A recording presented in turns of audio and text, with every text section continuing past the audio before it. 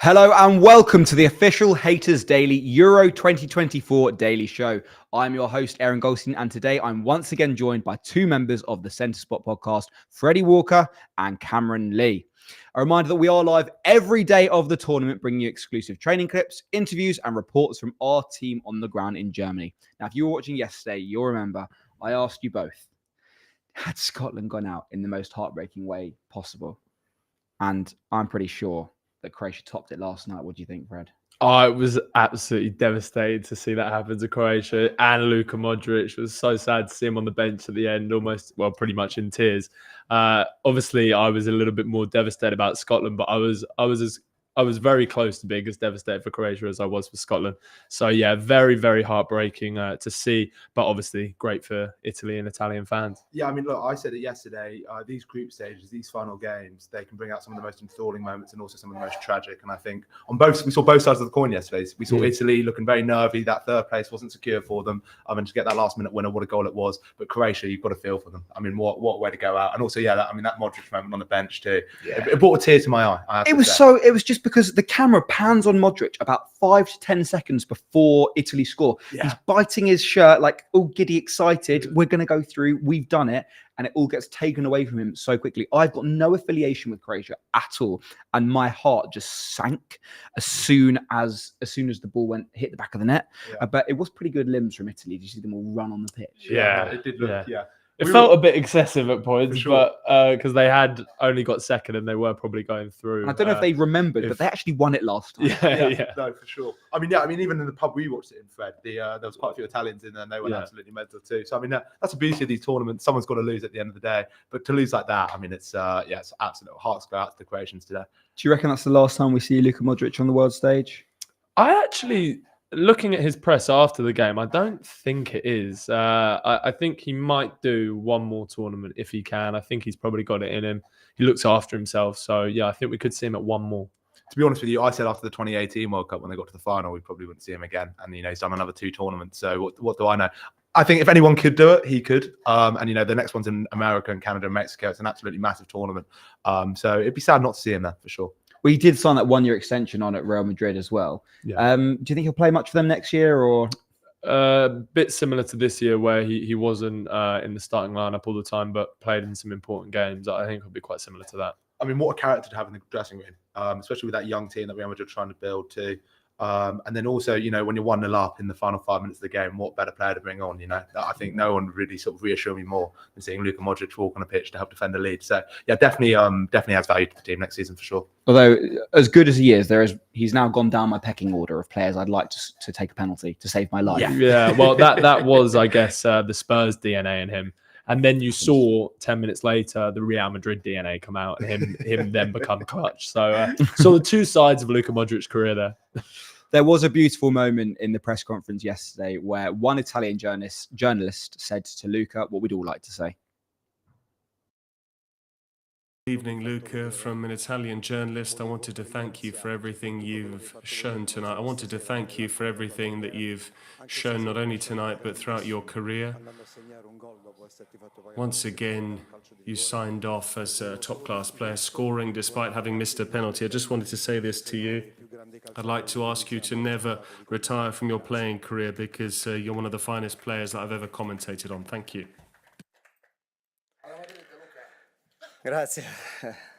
Hvala puno na lijepim riječima I stvarno iz dubine. Thank you very much for this wonderful tribute. Right from the bottom of my heart, I thank you. I'd also like to keep playing forever, but there probably will come a time when I have to hang up my boots. I'll keep playing on. I don't know for how much longer, but thank you very much for your words. You're welcome, because I feel like I said it as well. It is crazy when you think that when Modric first left Spurs to go to Real Madrid, he was voted the worst signing at the time. People, no football brains. It was a sensational strike from Zaccagni yesterday, but you have to give credit to Riccardo Calafiori. It was like he was a centre midfielder. What do you think? Yeah, he darted through the middle there, and then that ball was lovely, and just the strike was perfection. You've seen those. They look like an easy finish, but it's actually not that easy to strike it in that kind of moment, that pressure, and to hit it that cleanly into the top bins was very nice. And yeah, he did well to execute it. Yeah, no, for sure. There's something about final minutes of the game, centre backs running through with the ball that just sort of brings up crazy moments. And I think we saw one last night. I think I'm right in saying I think he got a yellow card. So does that mean he misses the next game? He does miss the next game. I mean, that's a big miss for Italy in the next round, whoever they end up getting.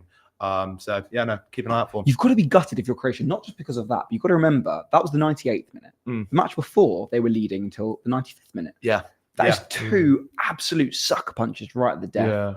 Yeah. And on that strike, the reason we love those finishes, in my opinion, particularly our generation, is because you click R1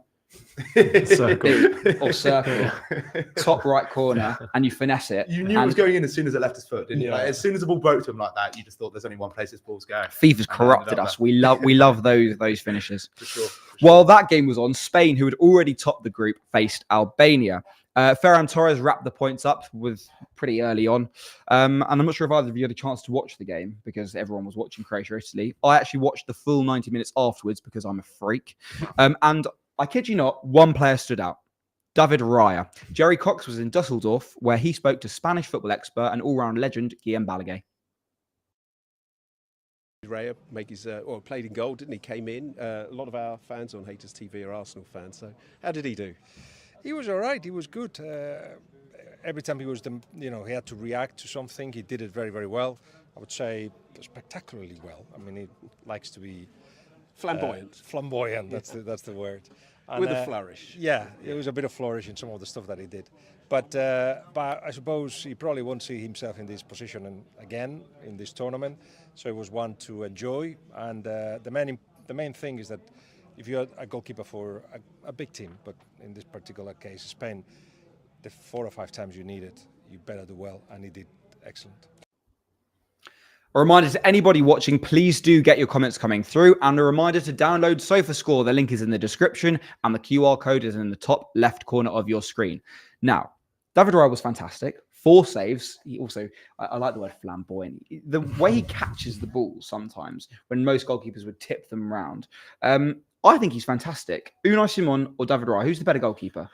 Look, for me, and I'm speaking here as a goalkeeper myself, and don't get me wrong, at a very lower level. For me, I think people in this modern football times, in these cultured times, people forget that the main job of a goalkeeper is to keep the ball from going into the goal. And I think Unai Simon just does that better than anyone else that Spain have, and especially better than David Raya. Kept 18 clean sheets in 36 league games this season, 2 so far in the Euros. And I just don't know. There's something about when I watch David Raya at Arsenal, and I caught a bit of the game last night, that just every time he gets the ball, I can see a mistake coming, and sometimes he gets away with it. But to be honest with you, I haven't really got over dropping Aaron Ramsdale for him at the beginning of the season. I just think, main priority should be keeping the ball up the net. I think David Raya is the best keeper. Unai Simon is obviously an amazing keeper, but it's the modern keeper these days. You need to be able to play with your feet really well, and David Raya does that, and he does save the ball. He's a good shot stopper as well. And obviously, Premier League Golden Glove this season. So, yeah, I'm going to go what are you on about, Cam? I'm going to go for He's David got the Raya. Premier League Golden Glove, and you're saying, oh, who's better at keeping the ball out the back of the net? Toughest league in the world. The one thing I will agree with you on is, as an Arsenal fan, I still haven't quite gotten over the Ramsdale-Raya thing. The problem was when Ramsdale came back into the team against Brentford, he looked shaky. But I think Ramsdale's a fantastic goalkeeper. It's a conversation for another time, I suppose. Get your comments in if you think Raya versus Unai Simon. Raya is always the one causing a nuisance. I might be a little bit old-fashioned in my views. I put my hands up. It could be right. What do I know? We did hear from David Raya himself at full time. It's a fantastic thing to come back to, you know. It's a dream to represent your country, especially in one of the biggest stages in the world, and having the opportunity to be here is a dream come true, to represent your country, like I said. And we know that the season with Arsenal, obviously we didn't get what we wanted, but now I'm focused on the national team and trying to help the team as much as possible. I spoke with a few ones. Obviously, congratulations people, and obviously I saw Jorginho the other day, and yeah, of course we have a really good group over there as well. So we keep in touch. Yeah. The question there he was being asked is if he was speaking to any of his Arsenal teammates out at the tournament. It must be so awkward because you work together for the whole season on the same goal. Then it gets to the summer and you're all going against each other. Yeah, for sure. I also think too it works the other way when, you know, for example, Man City and Arsenal have obviously been going at it all season, and then all those players have to come together and now become like one big happy family. And you'd imagine there's still maybe some overlap, some upset feelings. You know, I think Jack Grealish said at the World Cup maybe there's a bit of rubbing into some of the Liverpool players when they all sort of met up too. So yeah, it's a really interesting dynamic for sure. That's one of the reasons that I like Gareth Southgate, because he's kind of taken away that toxicity that they used to have in the big Arsenal, Man United, Chelsea era of dominance. Sure. I'd also argue that's more modern football as well. You see them kind of greeting each other in the tunnels and whatnot before games, and obviously Roy Keane's pulling his hair out at that. But yeah, that's somewhat the way that Gary modern Neville, players ignored his brother in the tunnel. You ever see that video? He didn't even say hi to him. Yesterday, we saw one of the oldest players at the tournament line up alongside, well, not line up, because Lamine Yamal came off the bench to join him on that right-hand side. Guillaume BALLAGUE is a fan of the 38-year-old Jesus Navas. 38 years old. He's won this before. He's won the World Cup. Amazing how he keeps going. I know. When I saw him starting, as he was coming on the pitch, I thought, time to watch the goal that winners the World Cup in Johannesburg, because it starts with a run from him on the right-hand side, and yeah, that was emotional. But he's been since then till now captain, one of the captains, one of the leaders, and you know he's gone through a lot. Needed psychological help as he was growing up.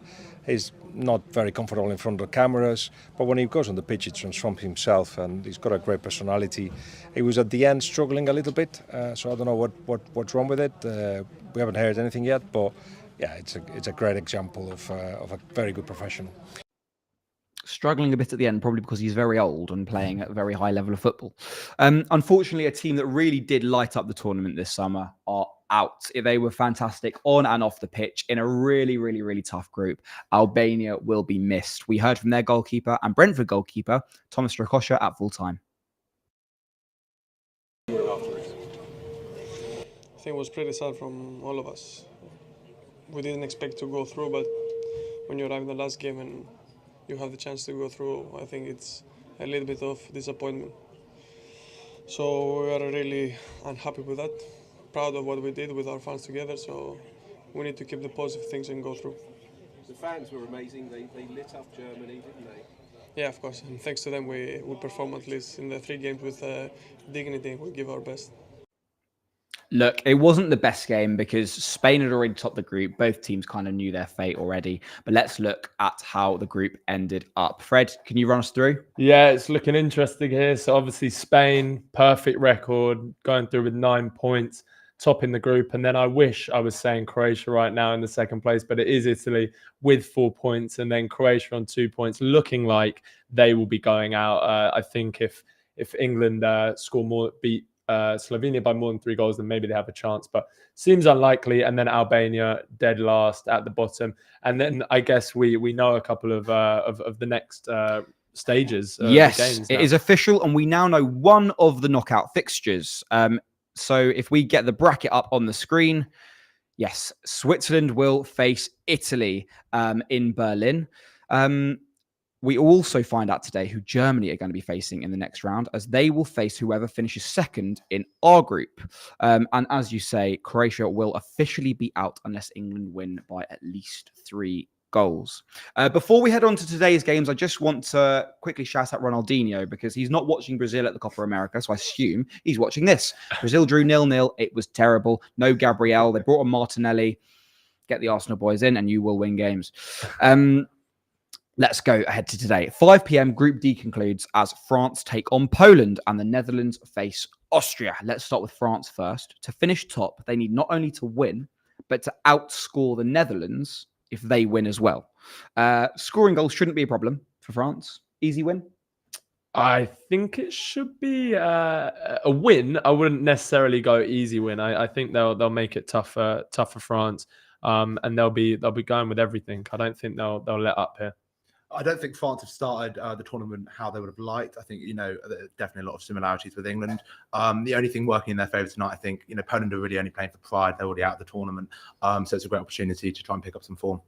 What hasn't clicked for France, because they've been very England-like, and obviously we live in England, so we hear the English press and anger, but you don't really get the impression that the world is going, what's happened to France? What's happening? I mean, obviously they win the first game against Austria. That is a good win. Austria, a good team. And that's with Mbappe. Mbappe creates the goal, the own goal in that first game. And then obviously Mbappe's missing. And when you take a star man out of a team like France, they're not going to look as good. We're only 3 games in. I wouldn't necessarily react with France. And I think they'll be pretty good tonight. I mean, yeah, look, international tournaments are really, really tough. You know, you're bringing the best players on the continent all together, and you're playing in teams that only really play with each other sort of 12, maybe 15 times a season, 15 times a year max. So trying to get that form, trying to get that sort of team cohesion, maybe take a bit of time. And I think you normally see those performances increase as the tournament progresses. But do you know who has performed well for France? It doesn't surprise me at all, but William Saliba. SofaScore have given us his stats. Now, I just want to make it crystal clear to anybody watching at home. You need to download SofaScore. It is the best app around for all football stats of players, teams, football around the world. It even has other sports too. 25 million people have made the right decision and downloaded it. If you're not one of them, then become one of them. How long is it before William Saliba is discussed as one or thought of as one of the best centre-backs in the world, if not the best centre-back in the world, with no discussions? Cam, I'm going to come to you because you're a Spurs fan. Yeah, I would like to say when Mickey van der Ven retires, but unfortunately I feel like they're probably at par with each other. Look, William Saliba is an extremely impressive centre-back, and I think he's one of the main reasons why we've seen Arsenal become such a defensively strong team over the past couple of years. Forgive me for my lack of knowledge. How old is he at this point? 22, 21? Yeah, he's 22. So look, I mean, he's maybe 4, 5, maybe even 6 years away from his prime. So I would say maybe even get. But the thing is, he's such a good player and such a good defender. I'd maybe say a couple of years, we might be saying best without a doubt. Definitely in the discussion. I'm pretty offended that Cam included Mickey van der Ven with William Saliba, to be honest. I think Isaac has some other things to say about that. You should have seen what he did to him. But yeah, William Saliba is definitely up there right now with Virgil van Dijk. I would still put Van Dijk ahead of him because of what he's won, and he's still performing to a very, very high level. But I think if William Saliba can get some international glory and obviously win something with Arsenal, something big like a Premier League, a Champions League, then he'll definitely be in that conversation. Do you reckon that we're going to see the Teenage Mutant Ninja Turtle Kylian Mbappe today? It's an interesting one because, again, France are in quite a good position in their group. And, you know, it's only a nose break, but you don't want to risk anything to your star man.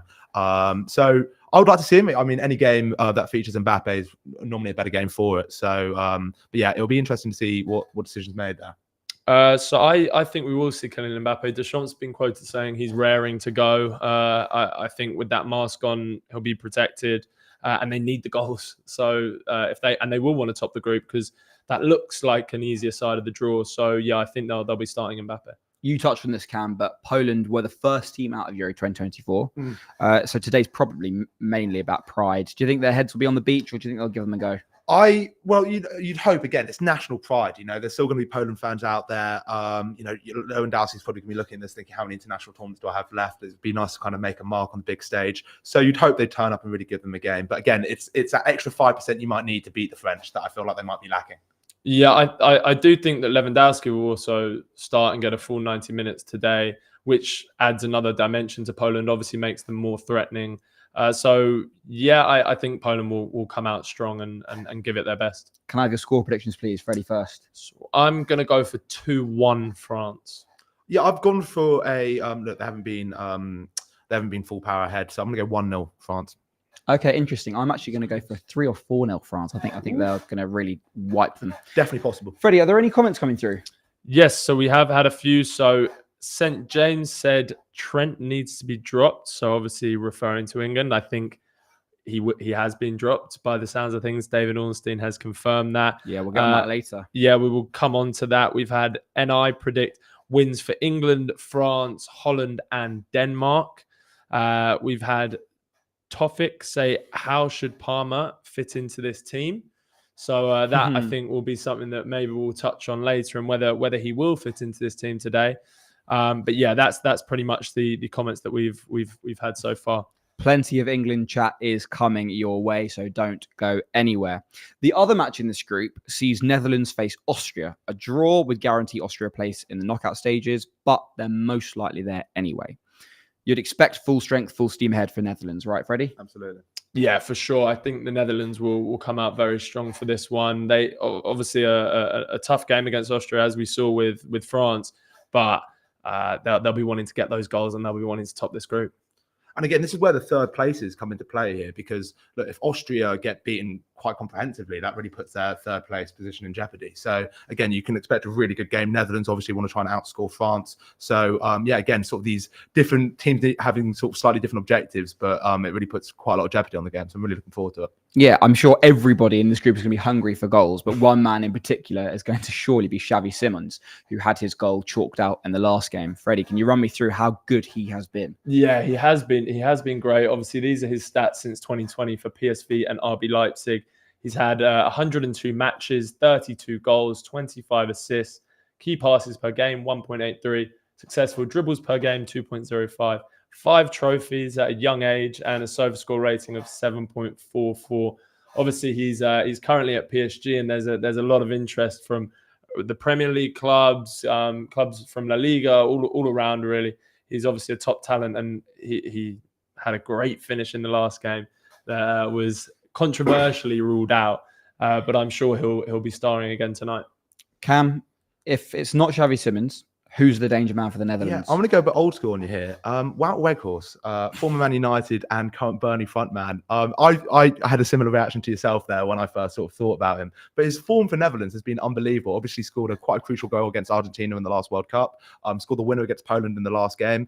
And his sort of celebration really sort of showed that his passion for and his sort of upset about not starting that game. And he really has a knack for turning up in the big moment, especially internationally. So definitely want to keep an eye out for.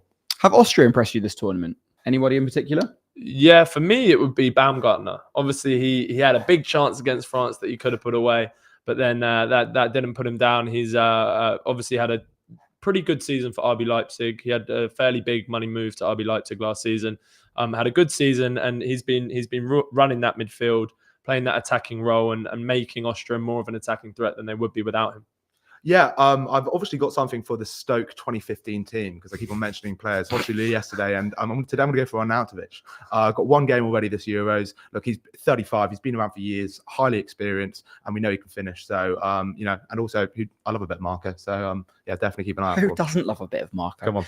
Let's have your score predictions, because remember, your score predictions here, we can then do the maths as to who you actually think is going to win the group. Yeah, so I'm going to go for 2-0 to the Netherlands. I've actually got the exact same now. I've got 2-0 to the Netherlands. So I think they should outscore France, according to me. Okay. Yeah, likewise. The Netherlands outscore and they top the group. I think Austria are a fairly decent side. I think they're going to give the Netherlands a hard time. Poland gave them a hard time in the opening game. I think if Netherlands do win, it will be by a solitary goal. I think France is going to top the group. Interesting. But let's actually talk about a group that people care about. Group C. Let's start with Denmark, and then we'll get on to England. Win for Denmark sees them through for sure, and could even see them top the group if England fail to beat Slovenia. Boys, you going to be watching Denmark? I think I'm otherwise occupied, unfortunately. It might be better than England, to be honest. So, yeah, maybe not the worst shout. Do you know who's actually been immense, though, this summer? Christian Eriksen. Cam, you obviously saw a lot of him because you're a Spurs fan. I'm so sorry to hear that, by the way. It's really sad. Yeah, no, it's a lifelong thing, unfortunately. But Christian Eriksen at Euro 2024 so far, look how good he's been. Cam. Oh, yeah, no, absolutely. Christian Eriksen, what a player, and really sort of rolling back the years. 2 matches, and averaging about 86 minutes a game. Obviously, what happened in the last Euros, you want to kind of keep an eye on that. 1 goal, expected goals 0.87, averaging 65 touches a game. Key passes a game is 5.5, and a SofaScore rating of 8.2. You said that so calmly. Like, obviously, what happened in the last Euros, you've got to keep an eye on that. So we'll take him 4 minutes before the end of every game, just in case. Just on that, though, what a story. He comes back to the Euros and scores in his first game. I mean, it's just absolutely poetic, eh? Yeah. Will he be the main man today? I hope so.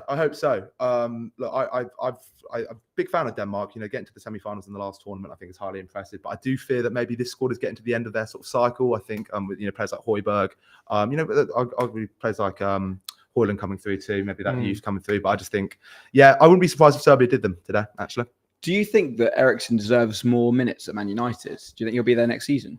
I think for Eriksen, he should maybe leave, go to maybe a more mid-table team. I could see like an Everton him doing quite well there. I think maybe Man United, the level that Man United want to go to is maybe a bit beyond him at this point. But as I said, look, big Eriksen fan. I want to see him in the league. So if it's at Man United, that'd be fine by me. I think maybe just the Premier League is a little bit too much for him right now in terms of the intensity of it. We saw him in a lot of games. He looks a little bit slow. He's lost some pace. And in that Man U midfield, it doesn't look too strong. I think he should take the money and go Saudi. The key player, in my opinion, for Serbia is former Southampton star Dusan Tadic. Look at this. Freddie, do you want to run me through how good he's been for Serbia? Yeah, this is his stats for Serbia since 2008. So matches 110, minutes per game, 73 goals, 23, assists 40, minutes per goal / assist is 120 every 128 minutes. Major competition appearances 3 and a SofaScore rating average of 7.47. So yeah, he's vital to anything that Serbia do good, really. Obviously a lot of assists there and a lot of goals in his game. So yeah, I think he'll be a key man to look out for tonight if Serbia do anything. As much as I'm enjoying this conversation, let's wrap it up and speak about England. So prediction from you for the Denmark match? I am going to go 2-1 to Denmark. I'm going to go 1-0 Serbia. I'm very impressed by the Serbians. I think I love an opposing opinion. I've got a couple of good players, Savic and Mitrovic, to keep an eye out for. So I think Serbia can do it. And now England. I don't know why I'm excited. It's probably going to be diabolical. England take on Slovenia in the best smelling city in Germany, Cologne. I love that joke. Last time we played here, Joe Cole scored a screamer. You looking forward? Yeah, I guess I'm looking forward more to the camaraderie of watching a game together with friends and whatnot. But I'm not looking that forward to the football. But let's hope I'm wrong. Look, I'm sitting here in hope that we'll be nicely surprised tonight, and we'll see the performance we've been looking for these past couple of games. It's happened in previous tournaments where we've kind of turned up in this game. So I think hopefully we've got a lot to look forward to. Gareth Southgate knows that he and the team are being criticised. We did hear from him yesterday evening. Very honest appraisal of what we've done and very clear on where we need to be better and how we're going to do that for tomorrow, which tactically is a different game anyway. But there are some fundamentals of how we've played over a long period of time that we need to get back to. Look, there's been so much talk about how England are playing. Do you think that Southgate will give in to the critics and change it up? Well, we know that he's changing one thing, obviously, in the midfield, and that Trent experiment seems to be over. I think he may make a few other changes. Definitely in attack, maybe we'll see Gordon, Palmer, someone like that. But yeah, not too many changes. Yeah, I also think given England's position in the group, pretty safe in terms of going through. I think they are safe. Yeah, definitely going through. After the Albania game last night, definitely gives opportunity to try out, experiment a little bit, see what works, see what doesn't. But I think look, you brought Trent to play in this position. I think you've kind of got to stick with him because we know he can. I think he's got the core skills to play there. I just think he needs a bit of time to kind of get used to it. Well, you can think that, but the big news is that David Ornstein has revealed that we can expect to see Conor Gallagher in midfield ahead of Trent Alexander-Arnold. Does that excite you at all? Not particularly. It wasn't that successful when he came on for Trent in the last game.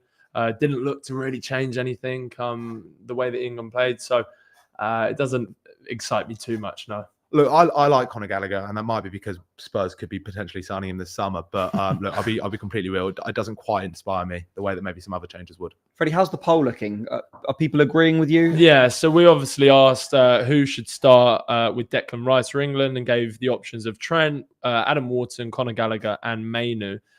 We've got 16% Adam Wharton, 18% Trent Alexander-Arnold, 30% Conor Gallagher, and 36% for Kobbie Mainoo. So everyone is thinking that Kobbie Mainoo should get the start. The young man should partner with Declan Rice and have a big performance on the Euro stage. Look, I'm not taking away anything from any of those players, but look how good Conor Gallagher was for Chelsea last term. 50 matches, 7 goals, 9 assists, created a fair few big chances, recovered the ball over 5 times every single game, won a good amount of his duels, well, 50% really, and a SofaScore rating of 7.34. If you're in the green, as I always say, it means you're a pretty decent player. You look at his heat map, on right there. He is absolutely everywhere. Yeah. And players like that are so undervalued, so underappreciated. Yes, he doesn't have the technical ability of others. He doesn't score as many goals as some. And when you are a little bit more defensive minded, you don't get all the plaudits. He is a fantastic player and so criminally underrated. I think that it's a really good decision to have him in today. Does that graphic, does SofaScore change your opinions? Well, you know that he's a hard worker. You've seen that at Chelsea. I just somewhat doubt the rest of his ability, but he is a hard worker. He'll give everything on the pitch, and hopefully he can add some attacking threat for England. And also those impressive stats were at a Chelsea team that really struggled this season too. Yeah. So look, yeah, as I said, maybe not the most inspiring change, but definitely a player capable of making a difference potentially. If you like your stats, your heat maps, and all of that kind of good stuff, download SofaScore. It is the best app around for all football fans. Now, Gallagher will be playing midfield alongside Declan Rice, who spoke to the media last night. Obviously, now Gareth's got his leadership group. We've had great internal discussions. I think that's such a good thing that Gareth has with the group, is that we're all so open and so honest, and if something's not right on the football pitch, we'll review it, we'll go over it, and we'll be better for it. And I was thinking back to it earlier, I think I said it to the writers, that this tournament's gone very similar in a way to the previous two tournaments I've played in, where we won our first two group games at the World Cup and the Euro 21. We then didn't have the best performances against Scotland and USA, but then we bounced back with a really positive performance against Wales at the World Cup and then Czech Republic at Wembley. So tomorrow night, we're really ready. We want to top the group. We want to have 7 points. And it's a chance to start looking forward in a positive way.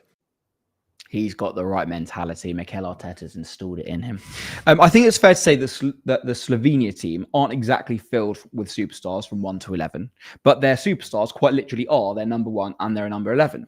They've got Jan Oblak in goal and Benjamin Sesko up front. Let's look at Sesko's record for Leipzig last season with, you've guessed it, SofaScore, 42 matches, 18 goals and 2 assists. It did take him a while to get going. And he hit the back of the net just 3 times in the first half of the season, but then he exploded. He actually scored in 7 Bundesliga games in a row at the end of the campaign. Harry Kane never managed to score in more than 5 games in a row. That You were called for.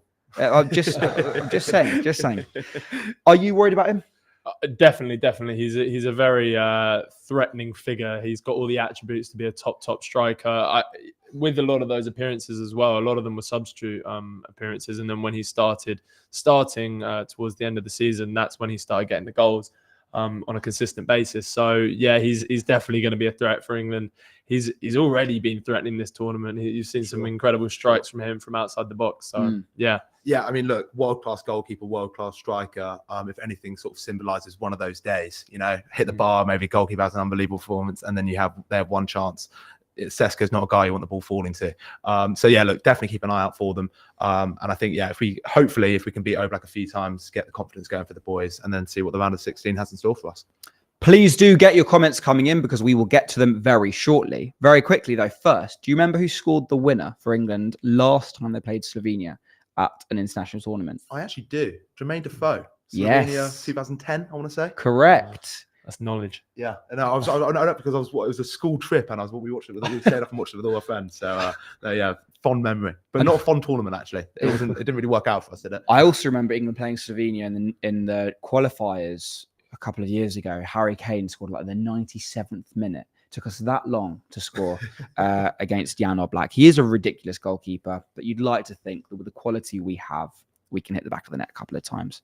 If England do win today, they will head back to Gelsenkirchen on Sunday to begin their route to the final. If England win the group, they'll have 7 points.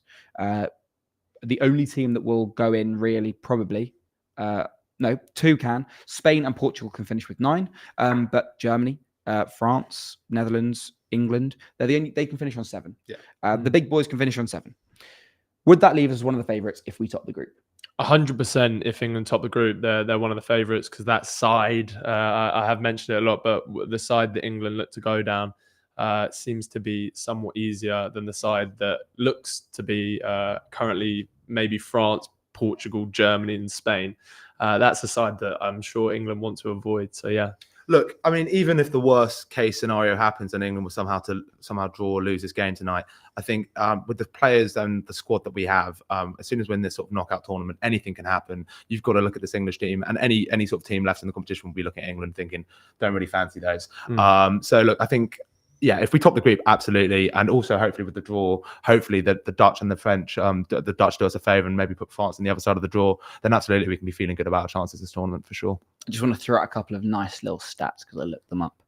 England have never lost to Slovenia, and England are looking to go their 4th consecutive Euros unbeaten in the group stage. Wow. Speaking of favourites, we think that we're up there. Does Gillian BALLAGUE? Let's have a look.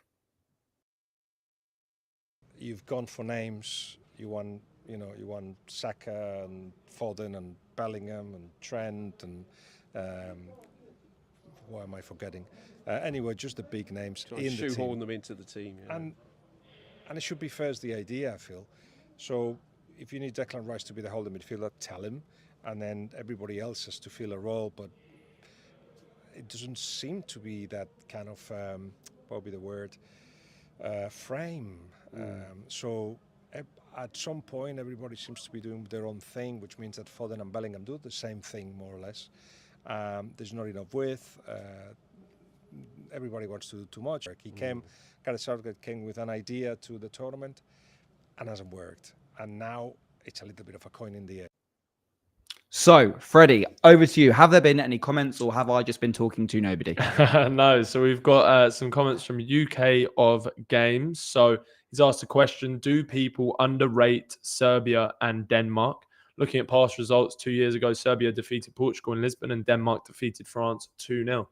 So have we underrated Denmark and Serbia? I'm a massive fan of Serbia. I think, and actually, I don't think we gave England enough credit for how they handled them in the first game. That was a really tricky first game. I mean, Mitrovic and Milinkovic-Savic both moved out to Saudi. Both played for the same team. They won the league this year without losing a game. I think Mitrovic was top goal scorer. So, I mean, I tell you what, they've got a couple of good guys up front who know how to score a goal. Good team all over. Tadic, who we mentioned before already. So Denmark, as I've said, I think maybe come to the end of the cycle. But Serbia, I think they're on the way up. They're on the way up. I think it's a little bit of football naivety from English people, maybe as a whole. We don't understand that just because you don't play in the Premier League or you don't play for Barcelona or Real Madrid doesn't mean you're not a good side. Oh, for sure. And some of these teams, they come to the Euros with players you've never heard of, and they make a name for themselves properly. Yeah. So yeah, completely. We do underrate these teams. They haven't got there because to make up the numbers. They've got there by merit. Yeah. Do I think that we underrate them in the fact that they should be up there with the favourites? No. Any other comments? Yeah, so we've also had UK of Games saying, I think Trent is being rested for the round of 16. Gallagher is there for his stamina, which could be a valid point. Maybe Trent will get back into the team. We'll see, I guess, how Conor Gallagher performs, or whether he'd then go down the Kobe Mainoo route or Adam Wharton. We've also had another question saying, before Euro 2024 began, I thought, sorry, some technical issues there. I thought it would be the best ever due to so many closely matched teams. Thoughts on this so far? 16 teams potentially can win it. 16 teams can potentially win 16. Well, there are going to be 16 teams in it, so that is true. They can the maths potentially does win work there. The maths it does work. until the quarterfinals when it's then only 18 teams can win it. But soon it will be only 16 teams can win it, and it is an amazing Euros because there are a lot of favourites or amazing teams that could win it. Yeah, I don't think we've seen anyone completely light up the tournament in the ways that we've seen in the past with like that amazing Spain team of 2008, 2012. The one thing that's driving me mental is this third place nonsense. It's hard to track, isn't it? Oh, but you know what's even worse? The next World Cup, they're doubling the teams, and there's going to be 8 third-place teams going through. My head is going to explode. No, it's going to be hard to keep track of. It is very confusing. But yes, no, there are some really good teams. Just to build on his point, the UK Games or Games UK, or I mean, the Euros has been a tournament famed for the underdog actually coming through and winning it. We saw Greece in 2004. We saw Denmark in 1992. So far, we might be looking at your Germanys, Italy's, Spain's, England's, and stuff. But keep an eye out for your Serbias, your Austrias, and stuff like that. Because I feel like this is a tournament that has the history to show that these teams can actually pull through. That's a very good point. I don't really know how to come back to that. Lots of words. First time ever. Yeah, that's all that we've got from the comments. I'll throw it back to you, Aaron.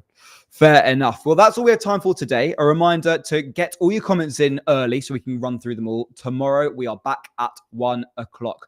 Download SofaScore if you like football. It helps the show. It helps your football knowledge. So just do it. We will see you tomorrow as England will reach the knockout stage.